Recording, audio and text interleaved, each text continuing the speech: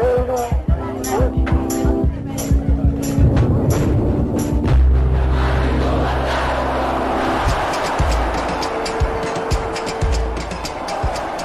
history of Brazil is the history of looting, institutionalized corruption, and the massacre of the majority of the population. You have the right to know the truth.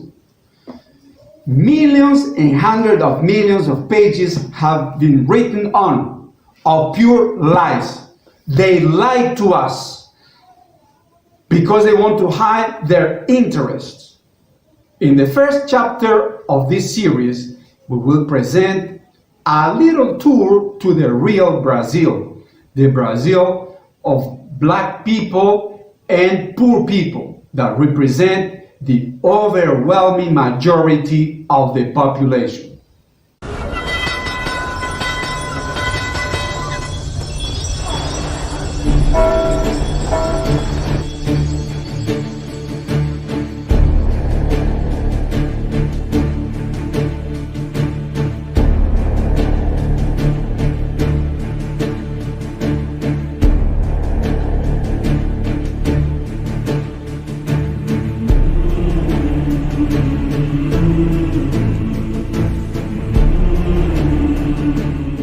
During the first 200 years of the Portuguese colony, more than 4 million indigenous people were murdered.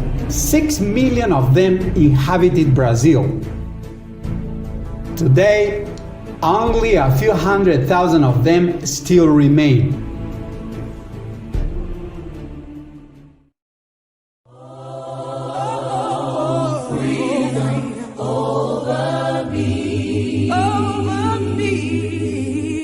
At the peak of sugarcane cycle, Brazil became the country where most black slaves were brought from Africa. Almost 5 million of them, or 15 times more than those brought to the United States. Brazilian official history is one of the most manipulated ones in the world. Very little is said about the more than 70 revolutions and revolts that have happened in Brazil. Brazilians are not even close to being the calm or cordial men that the ruling classes want to show us. Official history presents a Brazil where nothing has ever happened. A country of lazy vagabonds where the prototype would be the Walt Disney character, Zé Carioca, or Joe the Carioca. They want to convince us that we are a people who only think about carnival, football, and sex. Ruling classes want to demoralize the population because Brazilian poverty is really shocking. Slums and poor neighborhoods are a powder keg, and they are getting even worse. In the 19th century, the sugarcane economic cycle was exhausted. Slaves who had been used as cannon fodder during the Paraguayan War from 1864 to 1870 obtained the freedom by Princess Isabel's Golden Law in 1888. Actually, the new economic cycle of coffee needed more specialized labor. The rising Brazilian bourgeois was little concerned about the situation of the population and very concerned about its own profits. For that reason, it did not invest in the education of slaves and promoted the immigration of Europeans and Japanese foreigners, a qualified workforce.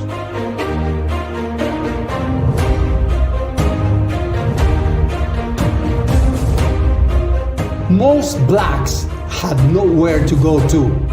They continue as semi-disguised slaves on large farms or began to pile up in the favelas, slums of Rio de Janeiro and other major Brazilian cities. That is one of the main components of the origin of the brutality of social contradictions in Brazil.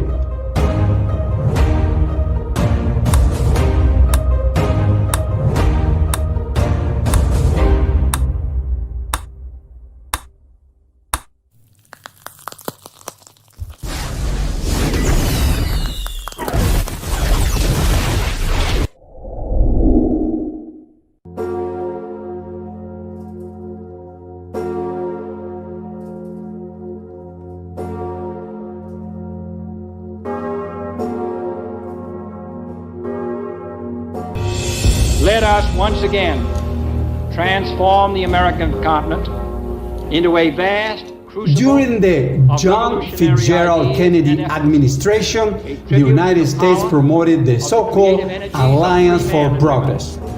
The objective was to make some investment in infrastructure and generate a certain controlled development in Latin America in order to control the revolutions and revolts that were based on social contradictions that have taken place from many centuries ago. The future of man. Porque esta gran humanidad ha dicho basta y ha echado a andar, y su marcha de gigantes ya no se detendrá hasta conquistar la verdadera independencia. The Cuban Revolution of 1959 was a severe blow to the interests of the United States. It happened just about 150 kilometers from Miami. Morirán por su única, verdadera, irrenunciable independencia.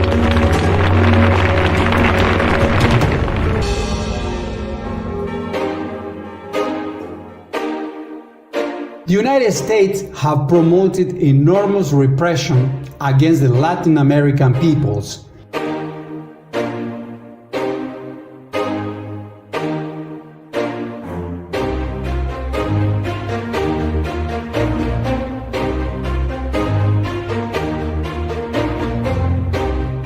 The boiling social contradictions led to the rise of the working class movement on the second half of the 1950s.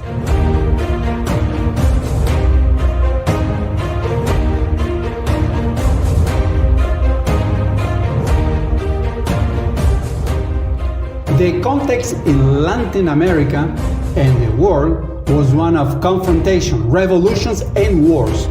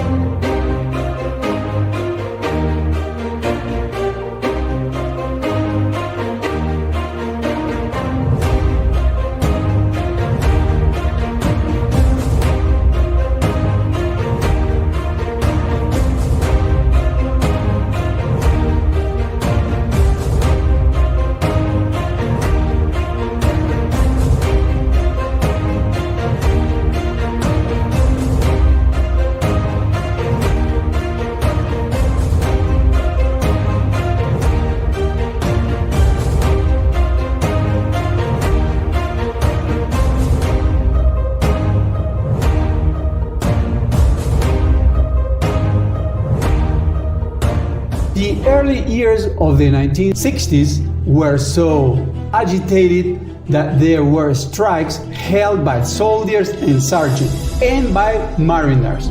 Those union-alike assemblies were held at the headquarters of the metal workers in Rio de Janeiro. The ruling classes were terrified of those calm and friendly men. The military dictatorship, which lasted for 21 years, was lighter than the dictatorship in Chile and Argentina, where the murders, tortures, and even bombings of factories would have made even Adolf Hitler himself blush. The number of political disappearances in Brazil officially was just over 1,000, according to the Truth Commission, but they killed more than 9,000 indigenous people in order to steal their lands. That doesn't even go into official accounting. The ruling classes have always used all the methods they consider necessary to maintain their privileges. They promoted genocide and even starved the majority of the population. But the peaceful and calm Brazilian people have always found a way to fight. In the next chapter, we will present the biggest case of corruption in the history of Brazil, known as Banestado scandal. All of the sectors of the ruling classes participated in it. For that reason, they set up an iron curtain on Banestado. They have worked hard on the propaganda that all the Brazilian people are corrupt. Despite the rich people, the ruling classes, delivered out half of Brazil to capitalist vultures. This story must be known because they are coming back to get the other half of Brazil. You have to know the truth because they want to starve us. And we have to know it for our children and for the future of the Brazilian nation.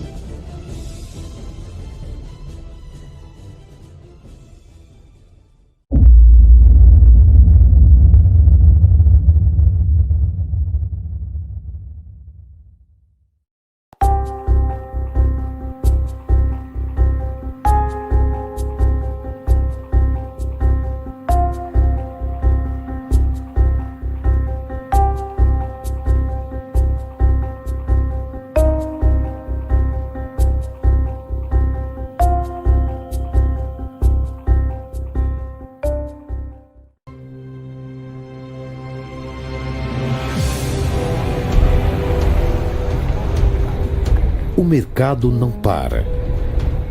The greatest corruption scandal in Brazil is known as a scandal of Banestado, a public bank in Brazil.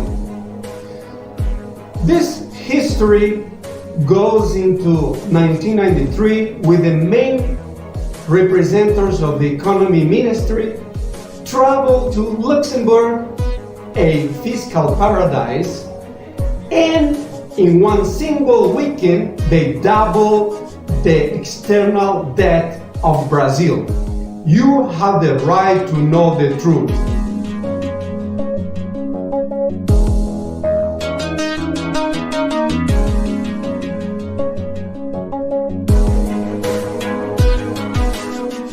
Pedro Malan, Percio Arida, and Arminio Fraga, the future leaders of the Brazil massacre imposed during the Fernando Henriquez governments, belong to the same school that had massacred the Argentine people, the Uruguayan people, and the Chilean people during the bloody dictatorship of Augusto Pinochet in a laboratory of what has been called neoliberalism. That means socialism for the super rich and savage and genocidal capitalism for the majority of the population.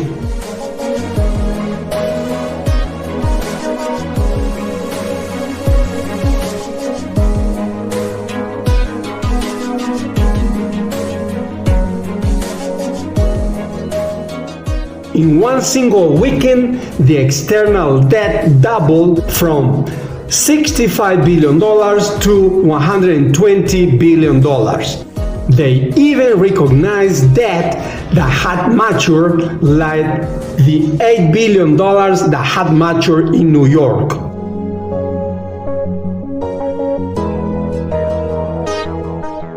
With those rotten titles, during Fernando Henriquez's government, half of Brazil was handed over for literally nothing. Way state banks, public telecommunication companies, the National Siderurgy Company, Vale do Rio Doce, and important part of other large companies such as Petrobras, Eletrobras, and Banco of Brazil were delivered out. One of the most scandalous cases was that of Vale do Rio Doce, the largest producer of iron ore in the world. Sale price was just over 3 billion reais, more or less the same amount in dollars, or the equivalent of approximately 2% of the market value. The buyers also won 640 million reais in tax refunds. The payment was made by Luxembourg entitled debt securities that was worth nothing.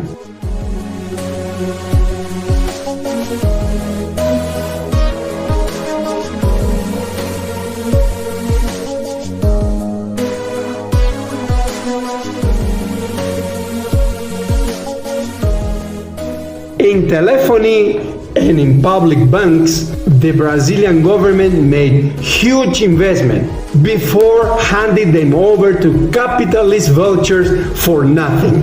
Petrobras, 40% of the shares were delivered on the New York Stock Exchange for $7 billion. That was less than 10% of its market value. But the worst part of the deal was that Petrobras came under the jurisdiction of the United States Justice. The same thing happened to several other public companies. Consequences of that are paid now by the Brazilian people.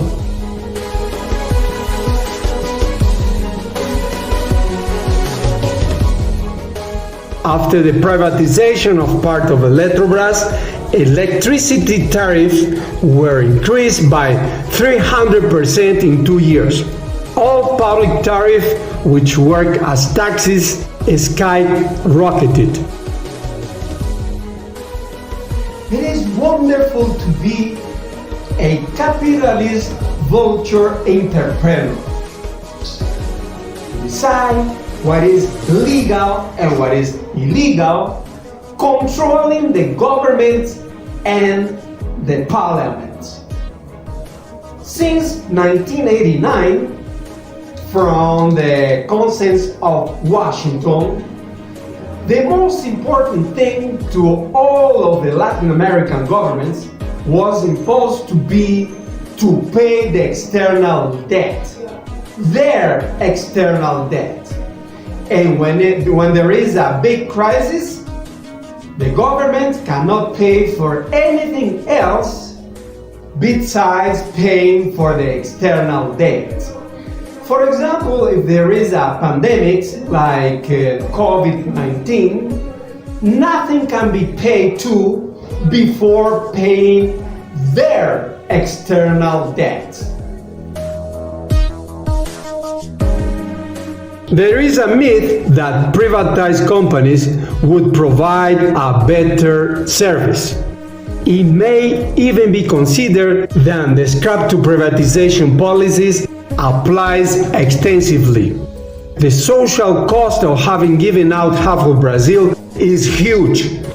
With those resources, the whole Brazilian population could have earned 30 minimum monthly wages for 500 years.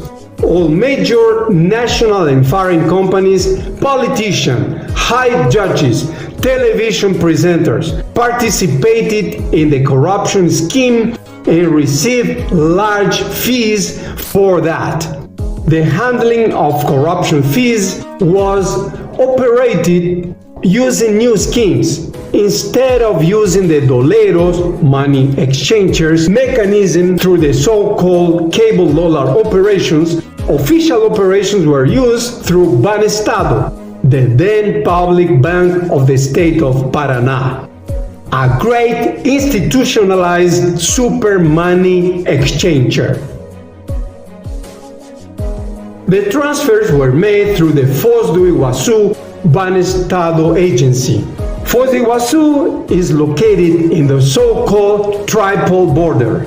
among Brazil, Argentina, and Paraguay. In that location, agents from foreign powers compete, such as CIA, DEA, and Mossad, and others. To them are added drug traffickers, arms dealers, smugglers, and doleiros, money exchangers, official and non-official competitors. Part of the result of the money laundering from illicit operations that feed secret operations of the United States and Israel has that origin. Corruption fees related to the participation in the giving away half of Brazil totalized $169 billion, the equivalent of $281 billion today. These funds were transferred to Banestado, New York branch. From there, the money was transferred to big banks, mainly big North American banks, that moved those resources mainly to tax havens. From those places, they returned to Brazil as foreign investment. A big official money laundering carried out with the complicity of the American banks that intimidated the operation and the Treasury Department. From that time on, everyone that participated became their hostage. Corruption became anything that was against the interests of the United States, and everything that would benefit the United States would be legal. A super mega international Doleiro.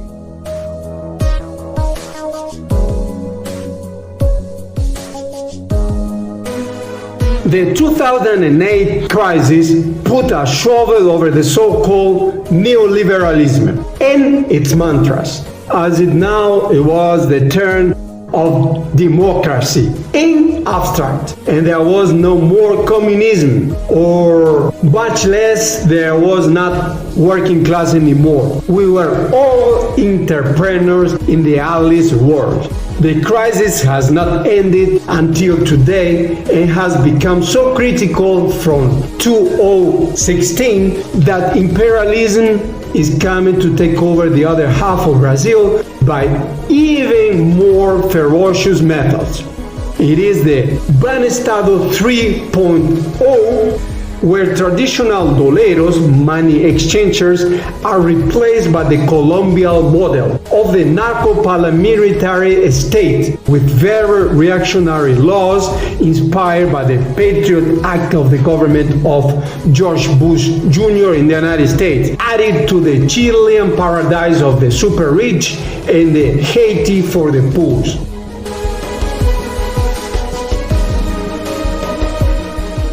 In the next chapter, we will present the evidences of the biggest corruption in Brazil, the scandal of Banestado.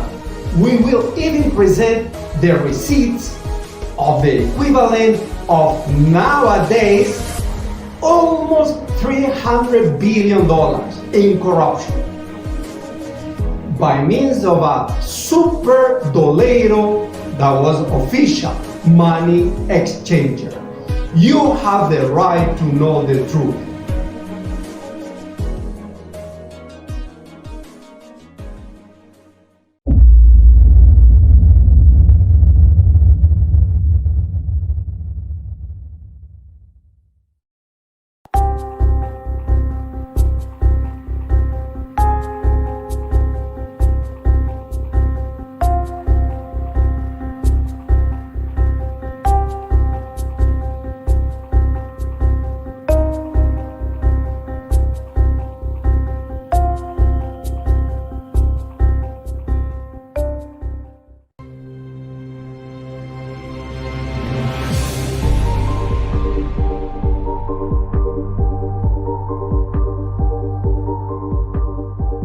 With the money that was stolen during the governments of Fernando Henrique Cardoso, it could have been possible to have invested in a huge infrastructure program. With that program, unemployment could have been abolished definitely in Brazil.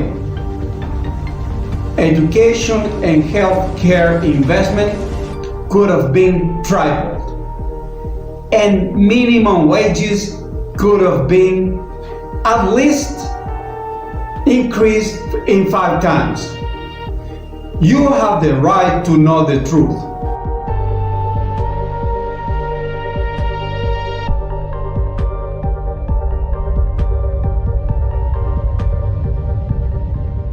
Only the illicit fees generated by having given away half of Brazil for nothing were $179 billion at that time, or the equivalent of $281 billion in current value.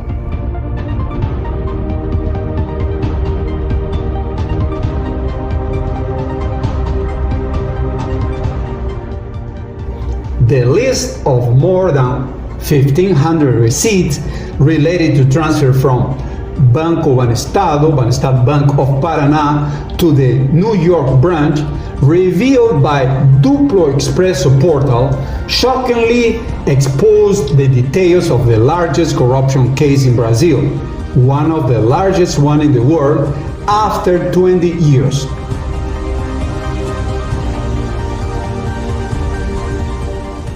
The information presented was validated by some of the main actors who participated in investigations, such as the then federal police delegate in charge of the case, Dr. Antonio Castillo, the federal supervisor in charge of the case, Dr. Celso Tres, and the former governor of the state of Paraná, Roberto Requião.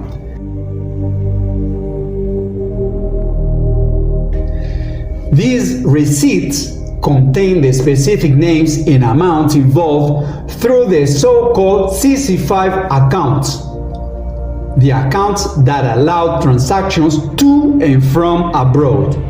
As Roberto Requião said, most remittances were made using data from poor people who were used as part of the fraud.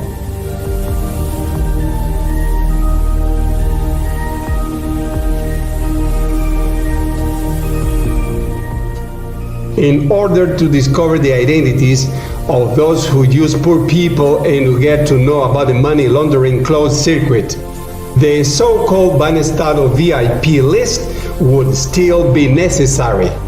That brings the third layer of Banestado accounts from abroad, indicating the destination and the beneficiary end of remittances and return to Brazil on the money already laundered.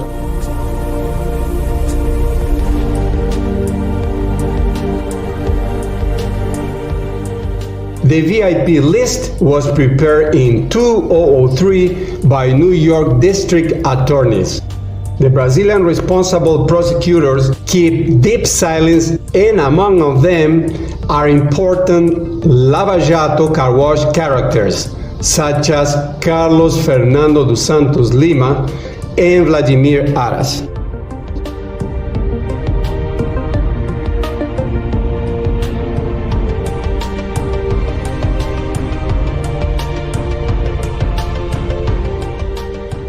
Antero Paes de Barros of PSDB, Fernando Henrique Cardoso's political party, Rodrigo Maia, current president of the Chamber of Deputies, Bolsonarist Magno Malta of Liberal Party,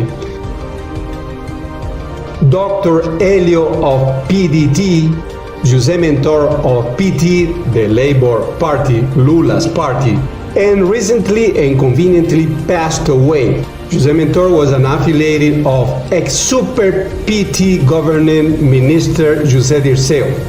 The full circle of dollar dealers, evasion and money laundering on their return to Brazil was only revealed about former mayor of São Paulo City, Paulo Salim Maluf, and Senator José Serra, when there were no more usage for capitalist vultures. Both of them were raided out.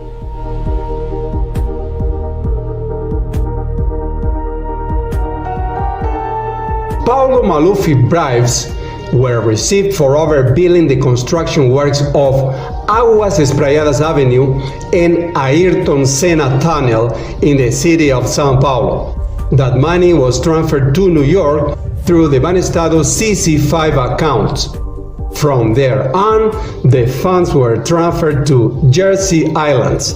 The money was used to buy debentures issued by Eucatex, the main company of Maluffi's family.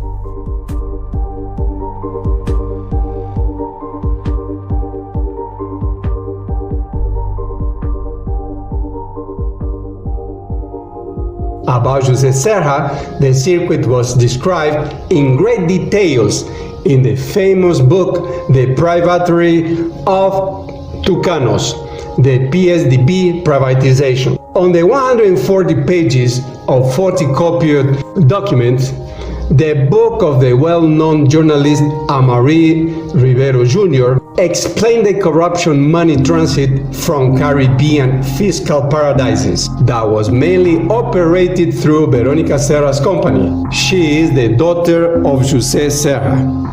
The money came back to Brazil after laundering, with the complicity of the big international banks and the United States Treasury Department.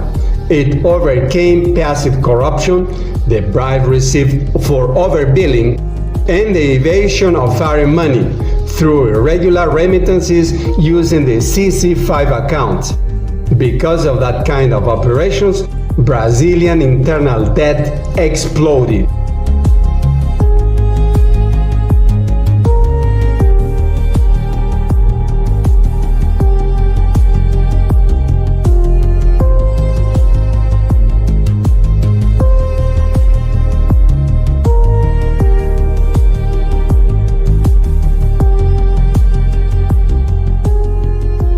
The biggest corruption case in Brazil, the scandal of Banestado, generated the equivalent of $281 billion up to date. But the real corruption was not this case, but was the legal corruption.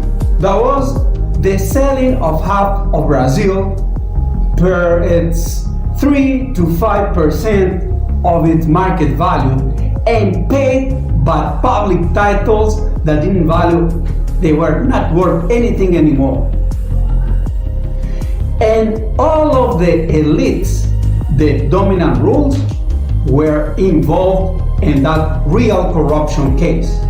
All of the big entrepreneurs, Brazilian and foreigners, all of the political parties, from the right to the left, all of the television networks and radio networks, and the famous presenters, and also high judges.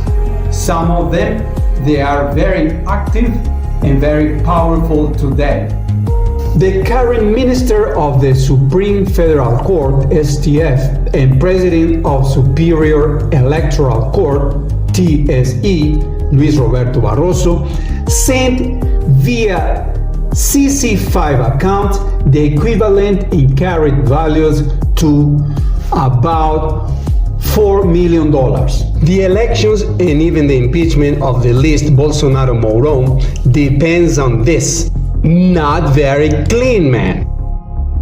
No one from the so-called left parties have even questioned such an undemocratic fact. Oh, sure, they have been too busy with the Bolsonarist elections.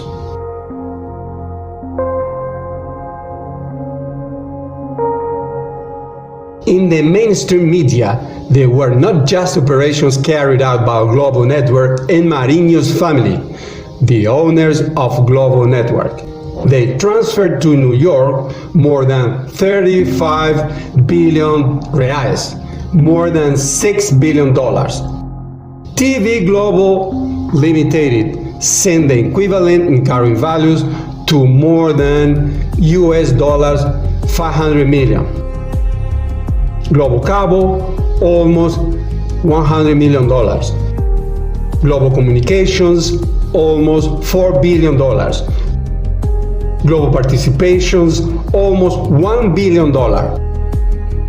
Globosat, almost $250 million. RBS TV transferred the equivalent of almost $100 million. Abril Group transferred the equivalent of about $1 billion. SBT Group, owned by Silvio Santos, moved almost $8 million. Araucaria Bank, that was used by PSDB and then parties, DEM, transferred more than $600 million. Safra Bank transferred the equivalent to about $35 billion. Bozano Simonsi Company, almost $1.5 billion. Odebrecht, the construction company, almost $4 billion. Gerdau Group and Gerdau family, about $1 billion. They are involved in financing extreme right-wing organizations such as Ven para Rua, Come to the Streets, and MBL. Alcoa, the American Aluminum Company, almost $1.5 billion. Aracruz Cellulose, more than $3 billion. Arnaldo Jabor, the Global Network famous presenter, more than $4 million. Carlos Roberto Massa, known as Ratinho, presenter of SBT Television Network, more than $70 million. And the list is huge. The entire Brazil ruling classes is involved and compromised to the United States. Giving away half of Brazil during the 1990s left Brazil so exposed that today there is the danger even of the disappearance of the Brazilian nation. With the bribes of Banestado scandal, it could have been possible to pay for the family scholarship that lifted out of poverty 16 million people for 100 years. And that represents just a sniff of what it was really stolen and given away.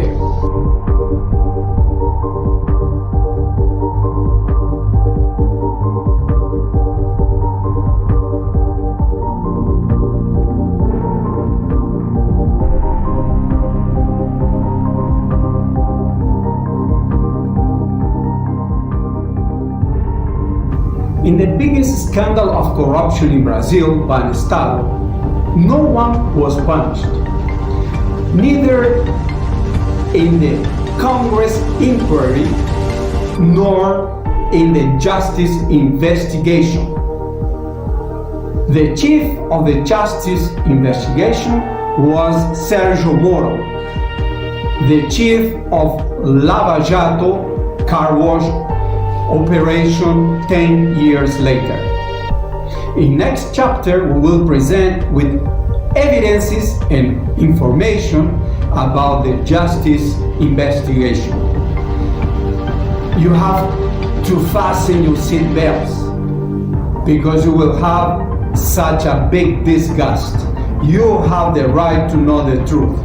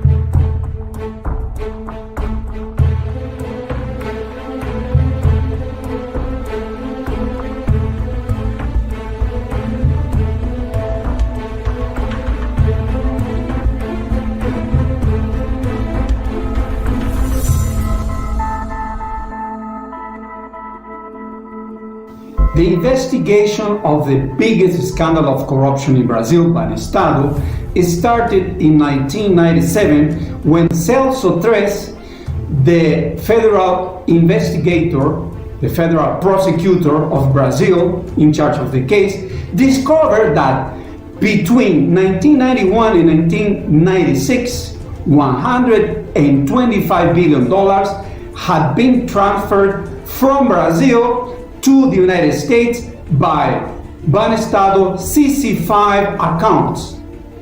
Later on, that number was increased to $221 billion from 1991 to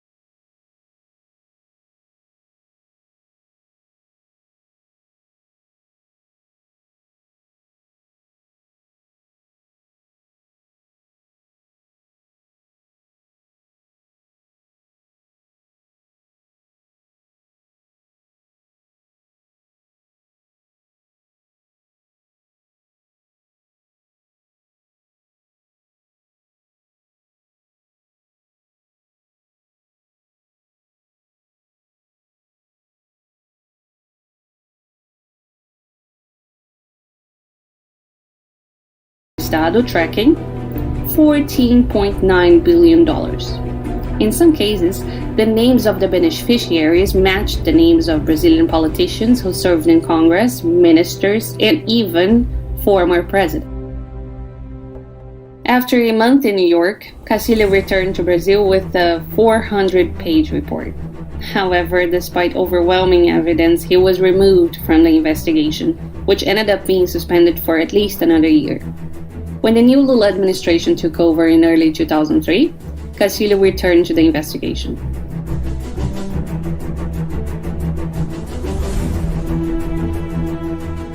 In April 2003, Castillo identified an interesting account at Chase Manhattan Bank called Tucano.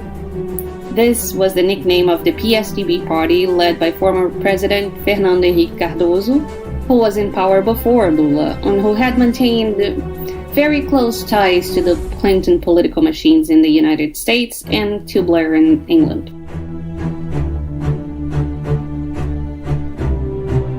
Although Castillo never took possession of this critical document, at least 2 Brazilian congressmen, 2 senators, and 2 federal prosecutors did. The federal prosecutors who would later become stars in the investigation of Operation Car Wash, Vladimir Arras and Carlos Fernando dos Santos Lima. According to an article published in Isto É magazine on September 3, 2003, Carlos Fernando had, since 1998, maintained a very detailed dossier on the Banestado case and a list of 107 people who appear in the criminal complaint due to illegal dollar remittances through this particular New York agency. His wife, Vera Lúcia dos Santos Lima, worked in the account opening department of the Banestado branch in Foz do Iguaçu. The disclosure had been made in 1996 by Dario Messer, the king of Doleiros, or money exchangers. Messer was also accused of embezzling $228,300 from a New York Banestado agency account. In his written defense, he not only admitted the diversion, but he revealed details of this fundraising scheme and illegal remittances of money abroad, listing the same 107 accounts at that agency in New York. The why and how this document, this so-called body bag, disappeared from the criminal proceedings is one of the many extra mysteries involved in this whole riddle of the biggest corruption scandal in Brazil. The clue is that Arras and Santos Lima maneuvered it so that the document would never be made public.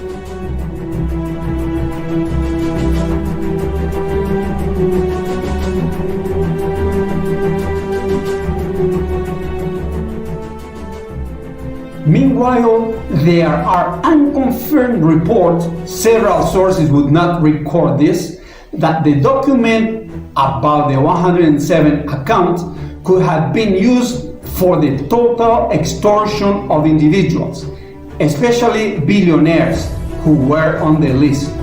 And as an extra sauce in the judicial sphere, there is the fact that the judge of the first instance in charge of Barry Banestado case was none less than Sergio Moro, the same one who was the star of Lava Jato operation, car wash operation 10 years later, and also the Minister of Justice of Bolsonaro. All of the companies started to make deals with the economy institutions. No one was punished and no one went to jail. Neither entrepreneurs nor managers. All ended in a very big pizza.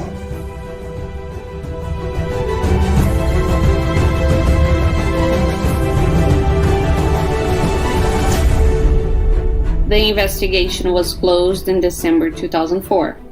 In 2005, the Mensalão scandal came on the scene, killing two birds with a single stone. They facilitated the defeat of the PT in the elections that would take place at the end of the year, and the return of the right, or at least imposed the entry of the PMDB in the PT government, which is what ended up happening. At the same time, the main promoter of the investigations, Global Network, shifted its focus from the Banestado scandal with the support of the entire political system, including the so-called left parties that, as it turned out, were also involved. The Marinho brothers, the owners of Global Network, had been one of the main participants in that mafia scheme.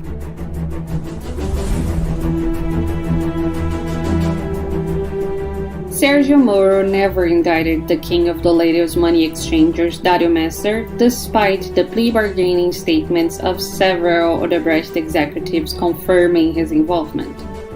It is not a secret that Doleiro's money exchangers who operate on the triple border are connected with the cocaine trafficking from Paraguay.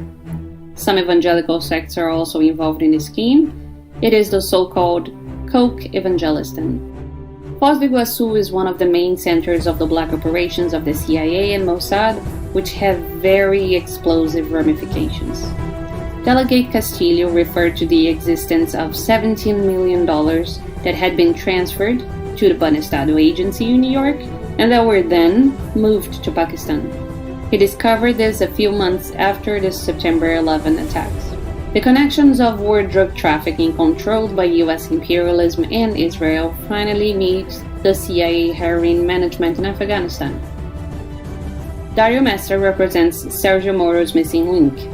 Moro himself is an asset of the FBI or the CIA or the Department of Justice.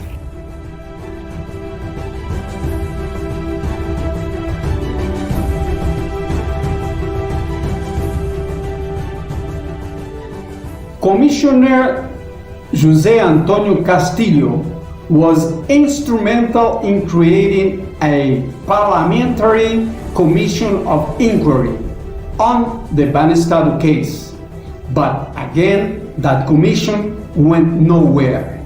There was not even a vote on a final report. In the next chapter, we'll bring some behind the scenes details on how it all ended in a big pizza again in Congress, with the active participation of all Brazilian political parties. You have the right to know the truth.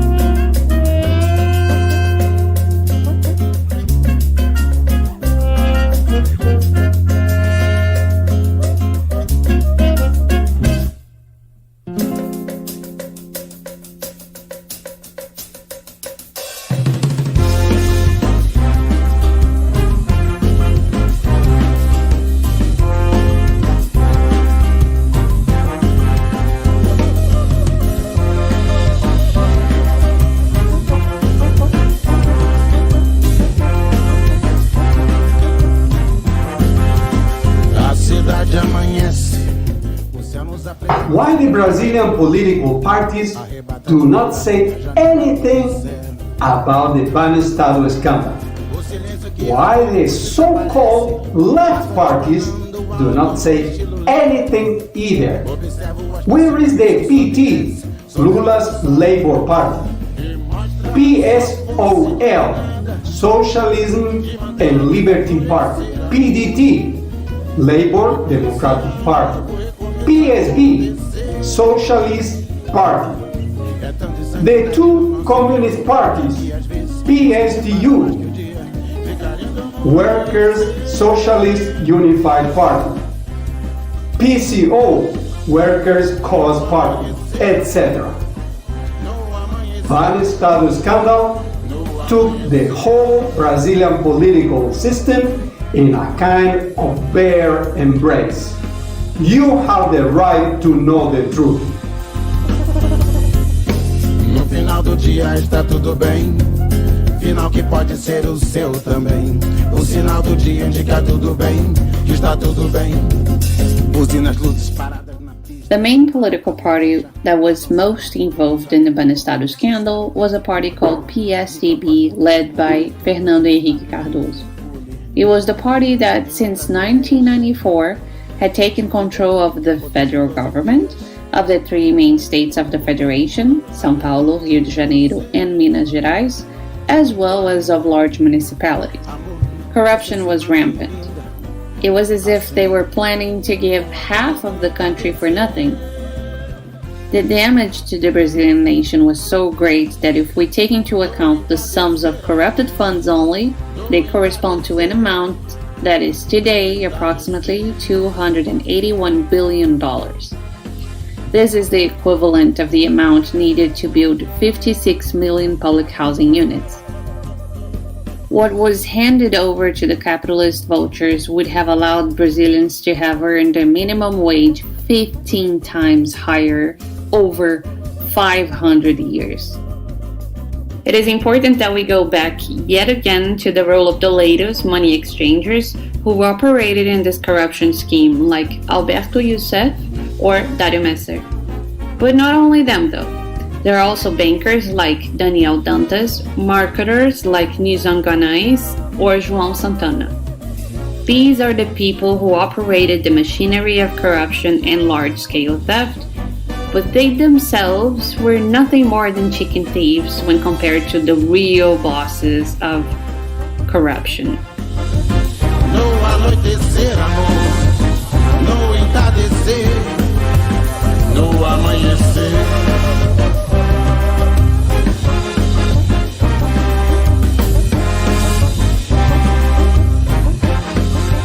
Through laws passed by agents of capitalist vultures, the huge companies that dominated the world and their smaller Brazilian and Latin American partners managed to double Brazil's foreign debt in a weekend in the notorious tax haven Luxembourg.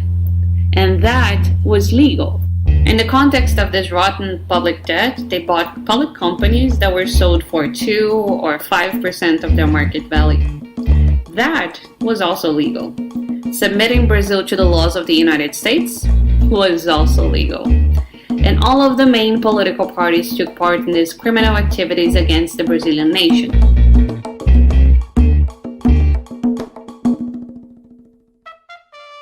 What we have here with the Banestado scandal is just the tip of the iceberg of the real robbery that exposes the rot of official Brazil.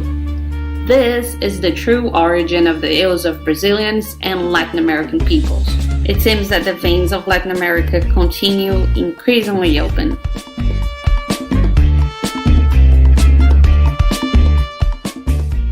The Workers' Party, PT, had governed the important municipalities then, such as the city of São Paulo and the states of Rio Grande do Sul, Mato Grosso do Sul, and Acre. In 2002, the PT had won the elections thanks to a direct agreement with the PSDB leaders.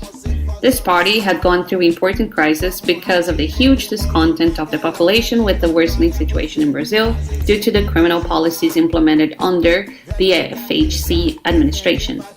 In the midst of the 2002 electoral campaign, Lula and other PT leaders, together with PSDB leaders, traveled to the United States to request the blessing of the genocidal George W. Bush, ensuring him that all of the agreements imposed by the United States would be respected.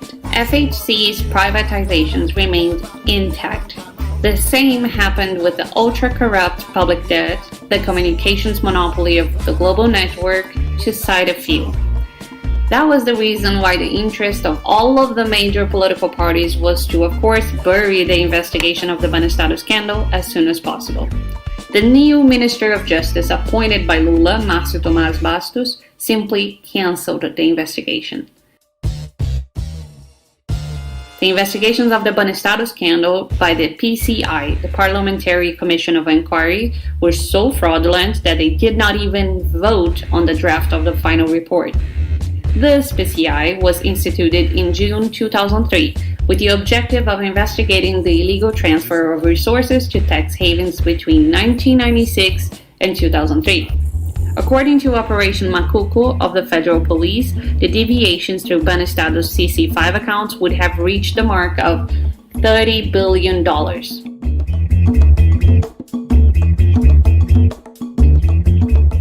All of the major political parties participated in the PCI. Its president was then PSDB Senator Antero Paes de Barros. The PCI rapporteur was a deputy of PT called José Mentor, who had been appointed by the late PT super minister José Dirceu. Dirceu had been the architect of Lula's victory in the 2002 elections and one of the fathers of the magic formula for winning elections, which consisted of guaranteeing the financial support of large companies and counting on the tolerance of the United States. The vice president of this PCI was a deputy of PFL then, the party of the Liberal Front, which is to the right within the political spectrum. This man is today the president of the Chamber of Deputies, called Rodrigo Maia, and a party called DEM, a right-wing party that calls itself the Democrats. The PT performance was as much an enemy of Brazil as that of the right-wing parties. José Mentor was the author of a bill that, if approved, would have conceded amnesty to everyone involved in the scandal. After a year and a half, José Mentor's report came out. He suggested indicting 91 people accused of embezzling only $20 billion.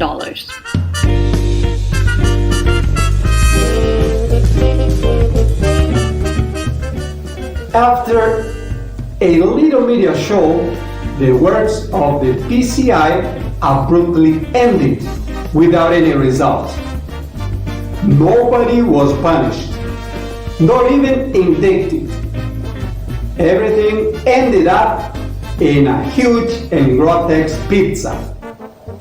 Dario Messer, the king of Doleiros, the money exchangers, was so quiet and calm that he stayed in Brazil until 2015. At the beginning of the works of Lava Jato car wash operation, he moved to Paraguay, and some of his relatives moved to Israel. All of the political parties are accomplices not only for having buried the PCI, but also for hiding a so-called VIP list. This list included the names of the companies and entrepreneurs responsible for the return of Banestado's corruption money to Brazil in the form of foreign investment.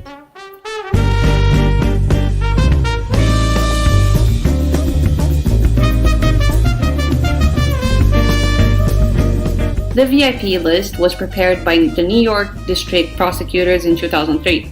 It passed through the hands of Brazilian federal prosecutors Vladimir Aras, a former international cooperation coordinator of the Attorney General's office during the administration of Rodrigo Janot, when the car wash operation was working at a high speed, and Carlos Fernando dos Santos Lima, the number 2 prosecutor of the car wash operation.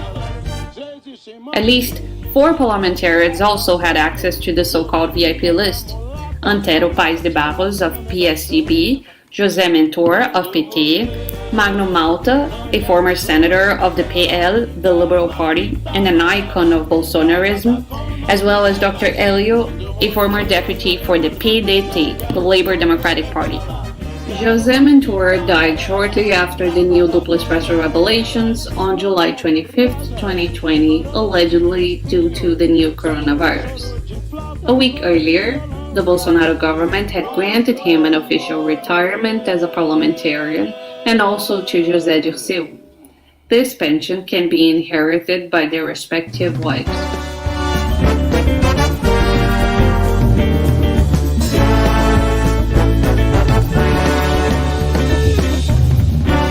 Official Brazil remains silent.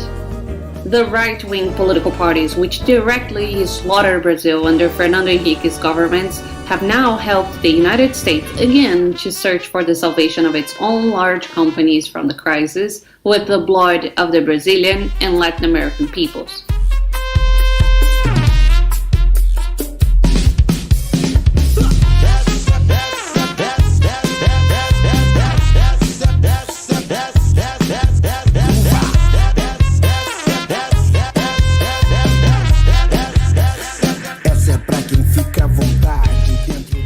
The so-called left parties are hung up in those years by the Bolsonaro's government. Actually, those parties are a kind of Bolsonarist left, since they help the Bolsonaro government slaughter Brazil, and who does that can only be Bolsonarist.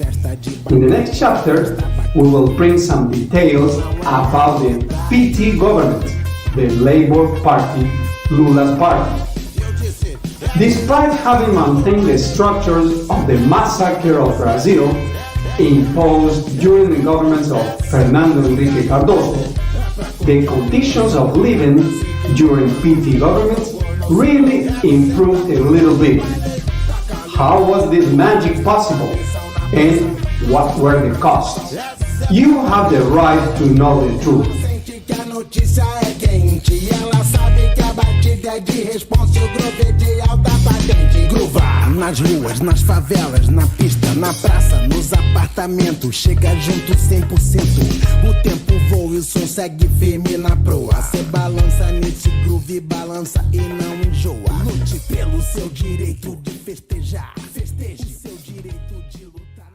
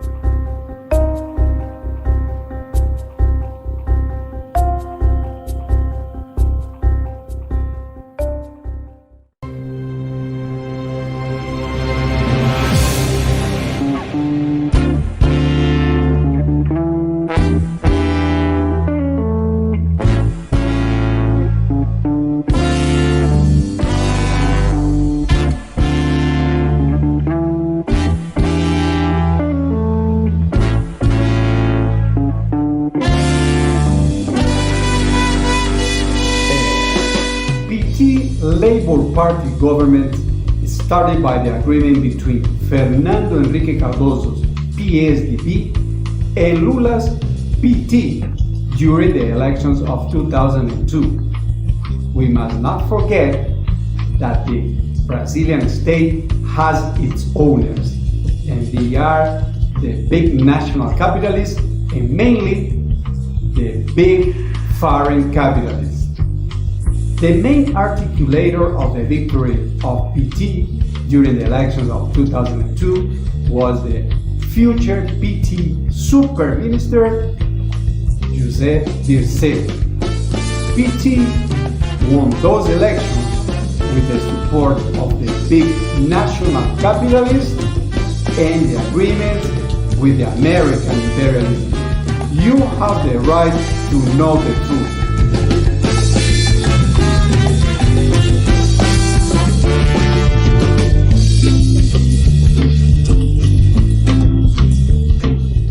The governments of the three largest states of the Brazilian Federation, São Paulo, Rio de Janeiro, and Minas Gerais, remained under the control of right-wing parties.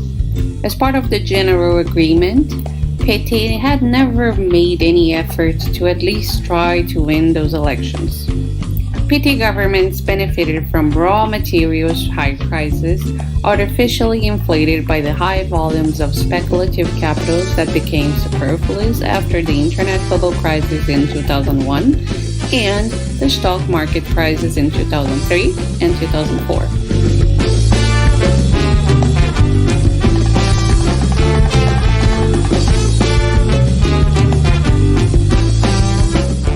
Using part of these resources, important social programs were carried out. Those lifted 16 million people out of extreme poverty. They also allowed poor people to increase consumption and go to university. At the same time, the big banks made profits as never before, in Lula's own words. Financial speculation sprang up, iron ore exports broke all records. The crisis of the Mensalão scandal partially exposed weaknesses of PT governments.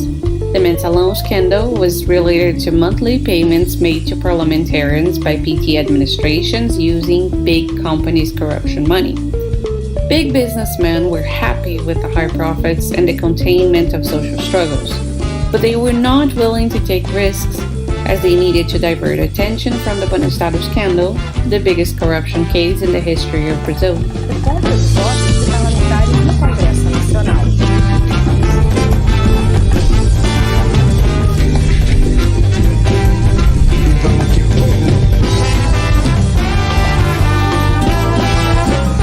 Whenever the right wing begins a campaign against corruption, it means that there are overtly coup d'etat objectives.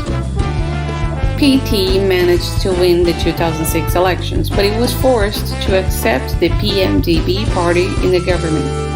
The pace of privatization was reduced, and the regime for public concessions and outsourcing started to be prioritized.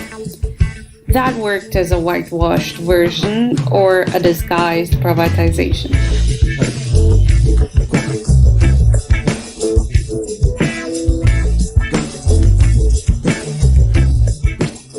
In the countryside, the so-called agribusiness took complete control, while the leadership of the Landless Workers Movement, the MST, put an end to the struggle for the land during the PT administrations. The four largest companies in that sector imposed the legalization of 30 transgenic seeds right after the creation of ICMBio, the Chico Mendes Institute for Biodiversity. That was a worldwide record.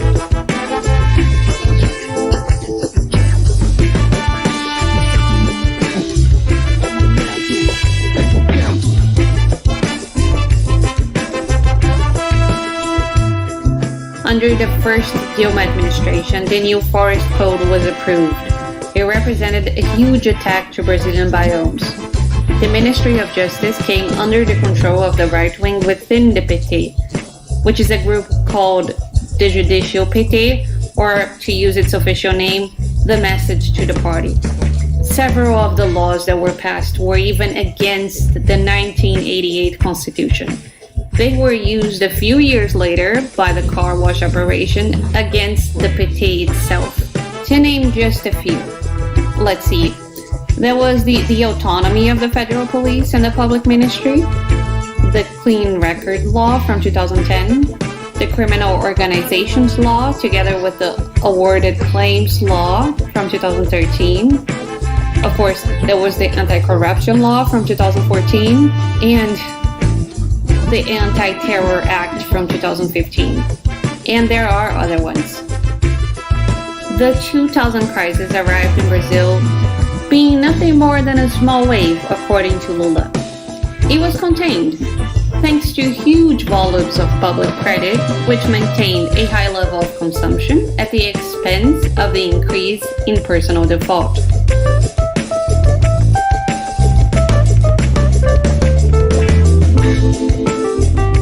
In order to keep their ability to govern, they had to make big concessions to the right wing, promising them ministries and key positions, as well as making dubious alliances in Congress to make sure that main bills would be approved.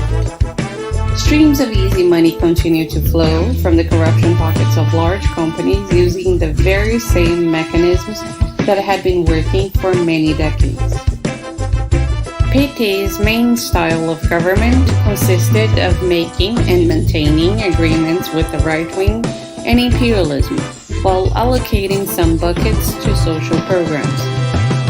That model was also applied in an attempt to boost the national champion companies favored by public money. They began to expand to Africa and to other countries in Latin America.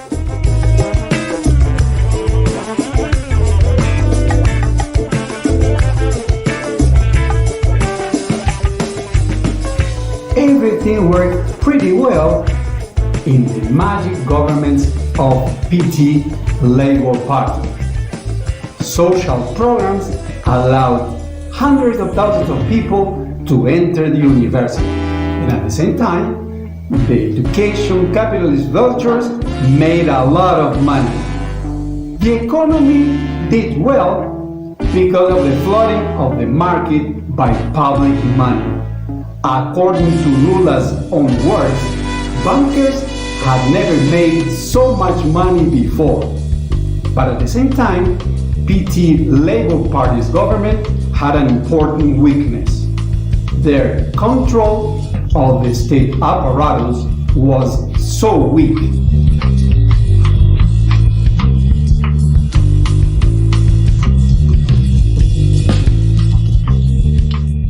Production had been carried out in a super predatory manner, destroying nature and storing toxic mud in swimming pools that later on began to burst, transforming ecological rivers into forever uninhabitable places, as if they were pieces of Mars on Earth.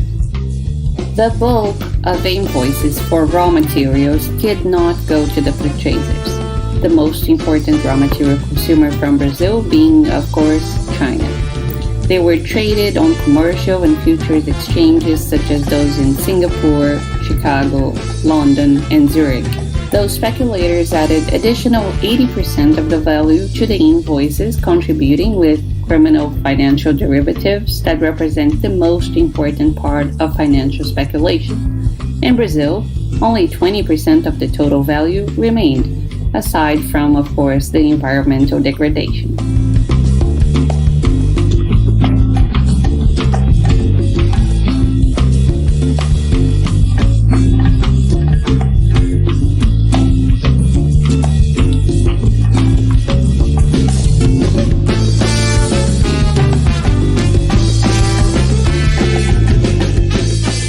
In order for the Bank of Brazil to grant certain loans, invoices started to be required.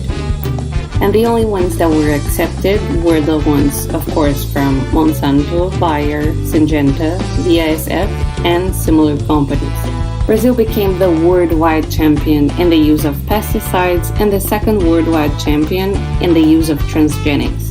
It approved without any testing even pesticides that were prohibited in neighboring Paraguay. The decadence of the PT, the Labour Party, started in 2012.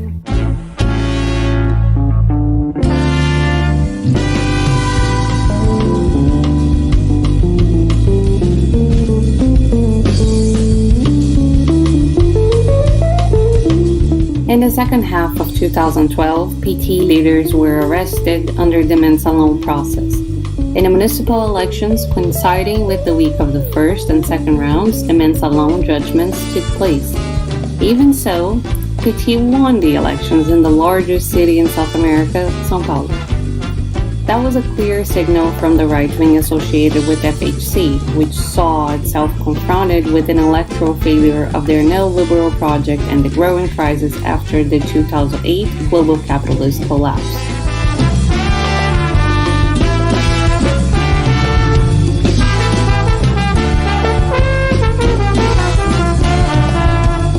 At the end of 2012, the system began to show serious cracks. Dilma Rousseff's administration made huge concessions to the white line sector in order to avoid bankruptcy, and that was extended on the following year to the other economy sectors.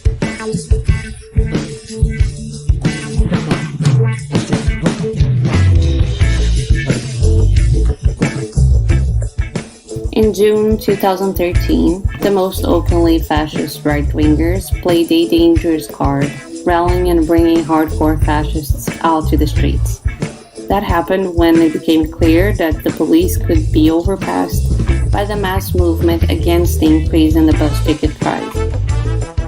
Big businessmen with a long tradition in coups became involved in the campaign, mainly the Global Network, Verdal Group, and the Federations of Industries of São Paulo, Fiesp, Rio de Janeiro, Firjan, and Minas Gerais, PM, with the close participation of the United States Embassy.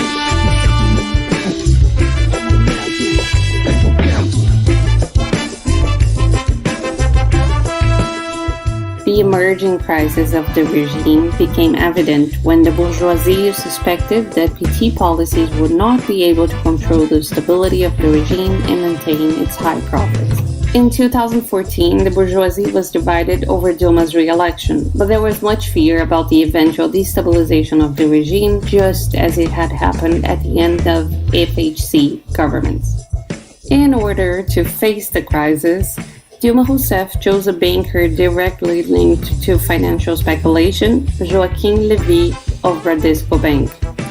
It was as if she was trying to attempt to put an end to a big fire using gasoline.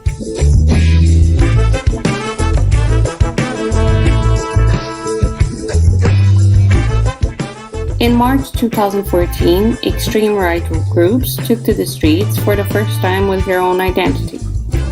A march entitled March of the Family with God and for Freedom, The Return, was taking place then. In the middle of the same year, the right wing boosted the There Will Be No Football Cup campaign. At the beginning of 2015, the Out Dilma Now protests started. That movement ended with President Dilma Rousseff impeached in April 2016. In 2016, the bourgeoisie was unified to impose Dilma's impeachment.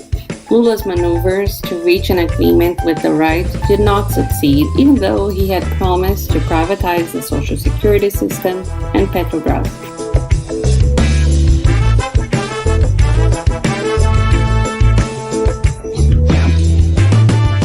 In the 2016 municipal elections, PT joined a coalition with the right-wing parties that participated in the coup against Dilma at the federal level. Only with DIM, PSDB, and PMDB, PT joined in 1,682 municipalities. To recall, the PSOL candidate in Rio de Janeiro was also supported by Global Network. So, the PT and its policy evolved to integrate into the developing coup. Now the leftist parties could also be seen as a Bolsonarist left, since they contribute to the Bolsonaro government massacre of Brazil.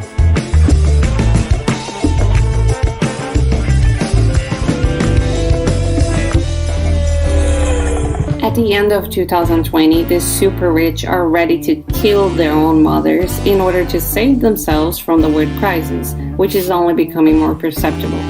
There is no room for new PT-style governments.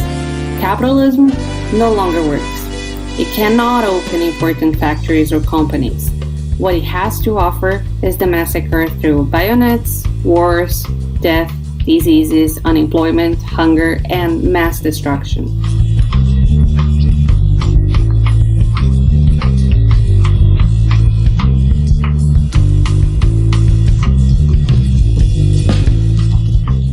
As the worldwide capitalist crisis deepened, big capitalists needed to massacre Brazil and Latin American peoples in order to stabilize their profit rates that kept falling down.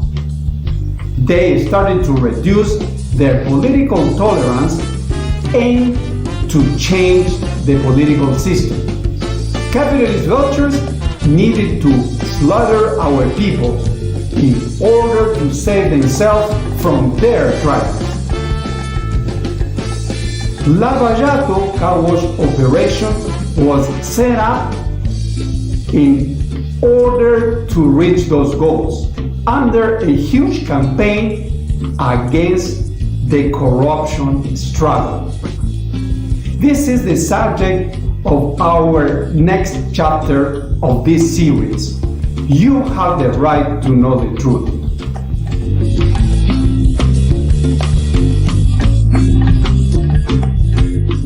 Hi, my name is Lizzie Ma, and if you're watching this, you're probably gonna recognize my voice in case you watch the episodes of Doleiro in English. Doleiro is a web series conceived and produced by Gazeta Revolucionária and the channel Duplo Espresso. We wanted to thank you for your support until here, in case you donated money to the crowdfunding campaign, or if you're just watching, sharing, commenting, all of which is very important. We're gonna have to take 2 weeks off because that does take some time to produce all of it. So if you want to rewatch or share again with your friends the last 6 episodes that we put out there, please feel free to do so. We're having a super hard time with the communication and getting visibility. You know, it's tough these days on YouTube, but we're gonna try to make it happen. And we're very lucky and happy to have any anti-imperialist help we can. Okay, take care. See you in 2 weeks. Bye. A pulsão da energia, na pulsação do som, a sensação, a circulação ativa, orgânica batida do beat do seu coração. Tem que ter coragem, mas tem que ter um dom. Tem que ter amor, mas tem que ter razão. Tem que ter suor, mas tem que ter swing. Energia que nunca se extingue. 100% no momento, 100%. A revolução real, a principal, é de dentro pra fora e não de fora pra dentro. Bote isso de uma vez por todas dentro do seu pensamento.